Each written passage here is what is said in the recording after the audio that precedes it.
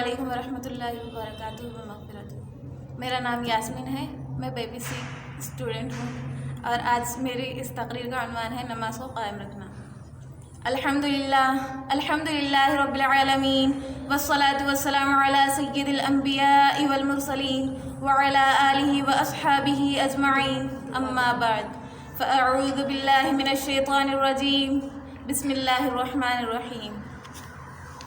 یا ایھا الذین آمنوا واقیموا الصلاۃ، اے ایمان والوں نماز کو قائم کرو۔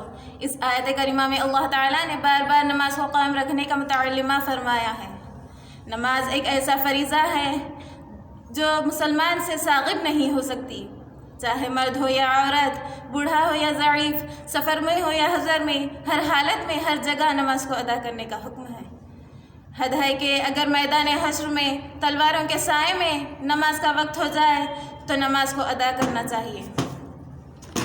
اللہ نے پھر سے قرآن میں فرمایا اقیم الصلاۃ، یعنی نماز کو قائم کرو۔ میرا اللہ، میرا مالک، میرا خالق رحمان ہے، رحیم ہے، مہربان ہے، اپنے بندوں کو بار بار ایک ہی بات کہتا ہے کہ اے بندے تو نماز قائم کر، کہیں اس فرشتے سے غافل نہ ہو جانا، کیونکہ نماز اور مسلمان مصدوق ہے۔ نماز کے بغیر نہ ہی تو ایمان کا سکھ ہے اور نہ ہی اسلام کا۔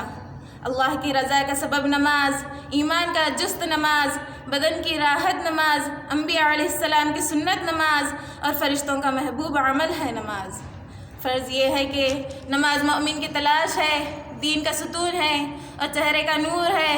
بے شک نماز یہ قبر میں چراغ ہے اور منکر نکیر کے سوالات کا جواب ہے۔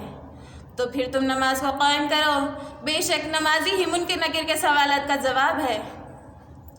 سجدہ عشق ہو تو عبادت کا مزہ آتا ہے، سجدہ عشق ہو تو عبادت کا مزہ آتا ہے، خالی سجدوں میں۔